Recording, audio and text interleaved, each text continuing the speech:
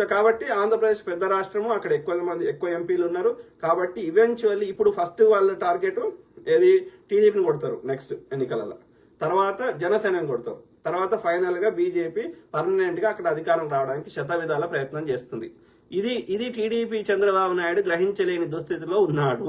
ఇలా టీడీపీ లేకపోతే అక్కడ గవర్నమెంట్ పడిపోయే స్థాయిలో ఉన్నా గానీ ఇతను అక్కడ పైన వాళ్ళు చెప్పింది వినలేని స్థాయిలో ఉన్నాడు. అది దౌర్భాగ్యం. ఓకే, అది ఆయన ఆలోచించుకోవాలి చంద్రబాబు నాయుడు గారు. నీ సక్సెస్, ఇప్పుడు నువ్వు ముసలోడు అయిపోయినావు, నీ తర్వాత నీ పార్టీకి సక్సెషన్ ఎవరున్నారు? నువ్వు నీ కొడుకుని పెడితే అయితే ఒక్కసారి కూడా గెలవాడు. నారా లొకేషన్ పెడితే వాడేదో రెడ్ బుక్ గిడ్ బుక్ అంటాడు, ఆడు చెప్తే ఒక ఓటు పడది.